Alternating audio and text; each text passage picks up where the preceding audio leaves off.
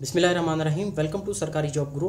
दोस्तों, आज का हमारा टॉपिक है ज्योमेट्री में हम पोर्शन शुरू कर रहे हैं जिसका नाम है लाइंस एंड एंगल्स।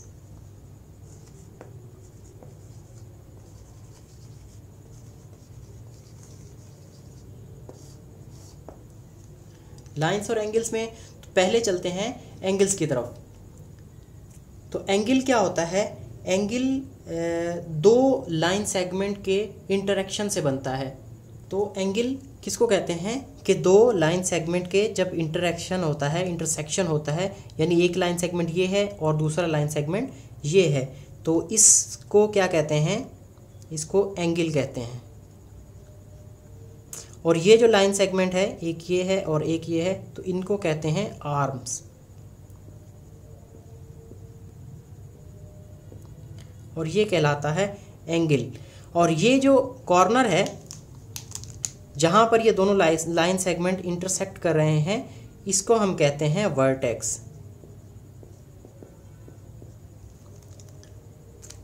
तो ये हो गया कि एंगल क्या है। एंगल क्या है? एंगल एक इंटरसेक्शन है दो लाइन सेगमेंट्स का।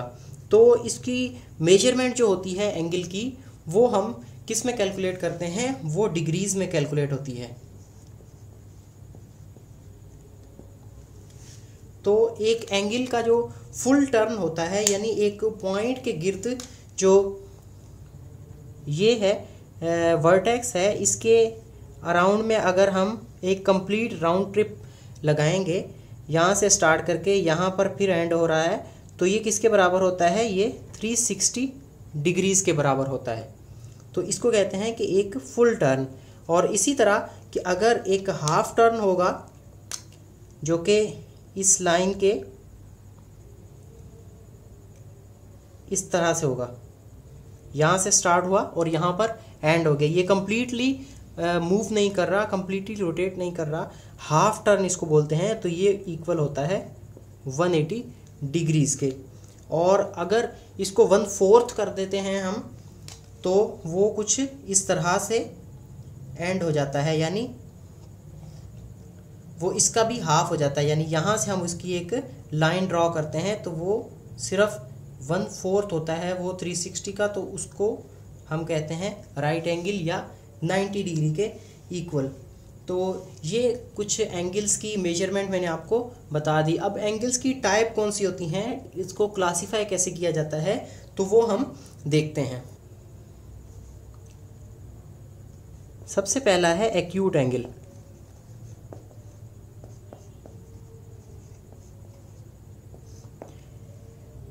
एक्यूट एंगल होता है कि जिसकी मेजरमेंट 0 डिग्री से लेकर 90 डिग्री तक हो। यानी ऐसा एंगल, मिसाल के तौर पे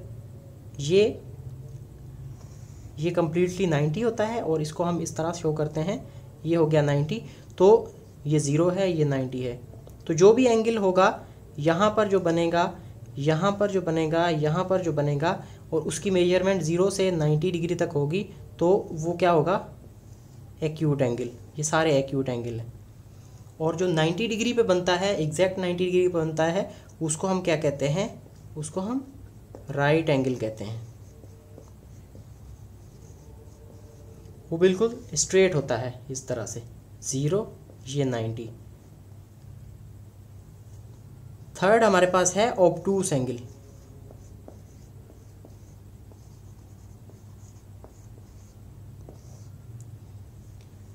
ऐसा एंगल जो 90 और 180 के दरमियान में हो, जिसकी मेजरमेंट 90 और 180 के दरमियान में हो, यानी जो 90 से ज़्यादा हो और 180 से कम हो। ये एक स्ट्रेट लाइन हमने लगाई, तो यहाँ 0 होता है, यहाँ 180 डिग्रीज होते हैं और यहाँ ऊपर 90 डिग्रीज होते हैं। तो कोई भी एंगल अगर 0 से स्टार्ट होकर वो 90 डिग्री से ज़्यादा बन रहा है, यानी इस रेंज में बन रहा है, वो 130 का भी हो सकता है, 150 का भी हो सकता है, इवन 110 का भी हो सकता है, और 170 का भी हो सकता है। तो ऐसे एंगल्स को हम ऑब्ट्यूस एंगल कहते हैं। फिर हमारे पास होता है reflex angle. Reflex angle are those angle which are between 180 and 360। याद रहे कि मैंने आपको बताया था कि ये जो कंप्लीट राउंड ट्रिप होता है यहाँ से लेकर दोबारा यहाँ पर स्टार्ट एंड हो रहा है, तो इसको हम 360 एंगल कंसीडर करते हैं। तो ऐसा एंगल जो 180 और 360 के दरमियान में हो, यानी इस तरह से हो, ये 0 डिग्री और ये दूसरी लाइन। तो हमने मेजरमेंट कहाँ से लेनी है, वो इस तरह से लेनी है मेजरमेंट। तो ऐसा एंगल की मेजरमेंट 180 से ज़्यादा हो और 360 से कम हो तो उसको हम कहते हैं रिफ्लेक्स एंगल। अब चलते हैं लाइंस की तरफ। लाइंस क्या होती हैं? लाइंस दो पॉइंट्स को जब हम आपस में मिलाते हैं तो एक लाइन बनती है।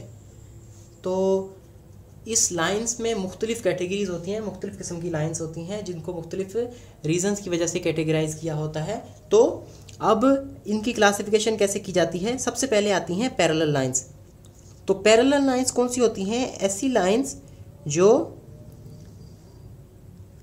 अपने थ्रू आउट जर्नी में, थ्रू आउट डिस्टेंस में एक दूसरे से सिमिलर डिस्टेंस पर हों, यानी एक दूसरे से एक ही फासले पर हों। यहाँ पर भी इसका फासला एक जैसा है, यहाँ पर भी ऐसा है, यहाँ पर भी ऐसा है।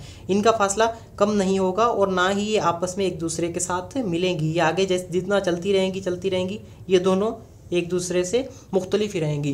तो ये पैरेलल लाइंस की मिसाल देते हैं कि जैसे एक रेल की लाइंस होती हैं, रेल की जो पटरी होती है वो कभी भी आपस में मिलती नहीं है, ये ऐसे जाके ऐसे मिलेगी नहीं आपस में। तो इसलिए ये जो पैरेलल लाइंस होती हैं उनको बोलते हैं कंटिन्यूड लाइंस, जो आपस में मिलती नहीं हैं और एक दूसरे से सेम डिस्टेंस पर हमेशा होती हैं। तो ऐसी लाइंस को हम पैरेलल लाइंस कहते हैं। पैरेलल लाइंस कभी भी कोई एंगल नहीं बनाती, क्योंकि जब तक वो मिलेंगी नहीं तब तक वो एंगल नहीं बना सकती। और एंगल उसी को कहते हैं कि जब लाइंस इंटरसेक्ट करें, यानी आपस में इंटरसेक्ट करेंगी तो यहाँ पर एंगल बनेगा। तो पैरेलल लाइंस कभी भी एक दूसरे को इंटरसेक्ट नहीं करती और ना ही इनमें कोई एंगल बनता है। अब नेक्स्ट हमारे पास लाइन है जिसको कहते हैं ट्रांसवर्सल। ट्रांसवर्सल ऐसी लाइन है जो कि एक स्ट्रेट लाइन को कहते हैं जो दो पैरेलल लाइंस को कट कर रही हों। ये दो पैरेलल लाइंस थी, इसको एक लाइन यहाँ से आकर ऐसे कट कर रही है। तो ये जो ग्रीन वाली लाइन मैंने बनाई जो दो पैरेलल लाइंस को कट कर रही है, इसको कहते हैं ट्रांसवर्सल। ये ट्रांसवर्सल लाइन है। फिर हमारे पास है परपेंडिकुलर लाइंस। परपेंडिकुलर लाइंस किसको कहते हैं? परपेंडिकुलर लाइन दो ऐसी लाइंस जो आपस में एक दूसरे को इंटरसेक्ट कर रही हैं, लेकिन वो जो एंगल बना रही हैं वो बिल्कुल 90 डिग्री हो। ये ट्रांसवर्सल लाइन इस लाइन को कट तो कर रही है लेकिन यहाँ पर एंगल 90 नहीं बन रहा। लेकिन अगर कोई लाइन इस तरह से आती है और दूसरी लाइन बिल्कुल इस तरह से स्ट्रेट आती है तो ये एंगल जो है ये कितने का बना? 90 का बना। तो ऐसी लाइंस को हम परपेंडिकुलर लाइंस कहते हैं, इसको परपेंडिकुलर लाइंस कहते हैं। तो ट्रांसवर्सल और पैरेलल लाइन समझने के बाद हमने मुख्तलिफ एंगल्स भी समझे। यहाँ पर हम एक और टाइप की एंगल समझते हैं। ये दो पैरेलल लाइंस हैं,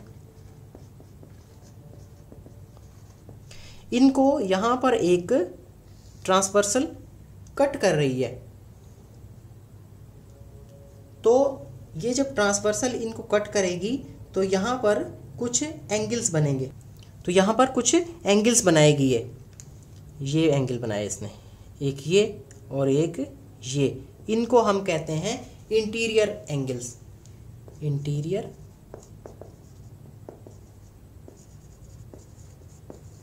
एंगल्स, क्योंकि ये दोनों अंदर के एंगल्स। नेक्स्ट हमारे पास है अल्टरनेट एंगल। जब दो पैरेलल लाइंस को एक ट्रांसवर्सल कट करती है तो यहाँ कुछ एंगल्स बनते हैं। जिस तरह मैंने बताया कि इंटीरियर एंगल्स बनते हैं, तो इस तरह यहाँ पर कुछ एंगल्स बनते हैं जिनको अल्टरनेट एंगल्स कहते हैं। यानी ये इस लाइन की इस तरफ और ये इस तरफ जब भी ट्रांसवर्सल दो पैरेलल लाइंस को कट करेगी तो यहाँ पर अल्टरनेट एंगल्स बनेंगे। मिसाल के तौर पे इसको हम थीटा कह सकते हैं और इसको हम फाई कह सकते हैं। तो यहाँ अल्टरनेट एंगल्स जो है वो इक्वल होते हैं, यानी इसकी मेजरमेंट और इसकी मेजरमेंट सेम होगी हमेशा। और इसी तरह मुख्तलिफ एंगल्स जब ये बनाती है, ये एंगल और ये एंगल, ये भी आपस में सिमिलर होंगे। और इसी तरह अल्टरनेट एंगल समझने के बाद हमारे पास है करस्पॉन्डिंग एंगल्स। अल्टरनेट एंगल में एक चीज़ क्या थी यूनिक, कि उसमें एक ट्रांसवर्सल जो है वो दो पैरेलल लाइंस को कट कर रही थी, और इसमें जो ये अपोजिट एंगल थे ये हमेशा इक्वल होंगे, इसमें ये कहा गया था, और ये अपोजिट एंगल इसके इक्वल होगा। लेकिन जो करस्पॉन्डिंग एंगल्स उसकी क्या खसूसियत है, उसमें ये जो करस्पॉन्डिंग एंगल्स होंगे यानी ये वाला एंगल और ये करस्पॉन्डिंग एंगल कहेंगे। ये अपोजिट एंगल नहीं है, करस्पॉन्डिंग है, क्योंकि एक ही लाइन के ऊपर एक ही पोजीशन में बन रहे हैं, तो इसको हम कहेंगे करस्पॉन्डिंग एंगल्स। और ये वाला एंगल और ये वाला एंगल ये करस्पॉन्डिंग एंगल कहलाएंगे। और इसी तरह ये वाला एंगल और ये वाला एंगल ये भी करस्पॉन्डिंग एंगल्स हैं, और इनकी मेजरमेंट हमेशा सेम होती है। करस्पॉन्डिंग एंगल्स उनकी मेजरमेंट भी सेम होती है, और जो अल्टरनेट एंगल्स होते हैं उनकी मेजरमेंट भी सेम होती है। फ़र्क सिर्फ इतना है कि ये एक ही प्लेन पर लाई कर रहे होते हैं, एक ही पोजीशन में होते हैं, तो इसलिए इनको करस्पॉन्डिंग एंगल्स कहते हैं, एक दूसरे के आमने सामने होते हैं, तो इसलिए इनको करस्पॉन्डिंग एंगल कहा जाता है। तो इसी तरह कुछ क्वेश्चंस ऐसे आते हैं कि जिसमें हमें एंगल्स पूछे जाते हैं इस तरह से। फॉर एग्ज़ाम्पल एक लाइन बनाकर इस तरह से, अगर इस लाइन का हमें एंगल दे दिया जाता है यानी ये 60 डिग्री है, और हमसे ये पूछा जाता है या ये पूछा जाता है या ये पूछा जाता है, ऐसे क्वेश्चन होते हैं कि फाइंड द अननोन एंगल्स, तो हमें आसानी से इसमें पता चल सकता है, क्योंकि हमें पता है कि एक स्ट्रेट लाइन पर एंगल कितना होता है, 180 होता है। तो अगर ये वाला एंगल 60 है तो ये कितना आना चाहिए, ऑब्वियसली ये 120 आना चाहिए। और हमें ये पता है कि पैरेलल एक स्ट्रेट लाइन को अगर कोई ट्रांसवर्सल कट कर रही है तो उसके अल्टरनेट एंगल सेम होते हैं 60, और ये भी 60 आएगा। तो इस तरह से हम इसको कर सकते हैं, और ये बहुत ही यूज़फुल इंफॉर्मेशन है।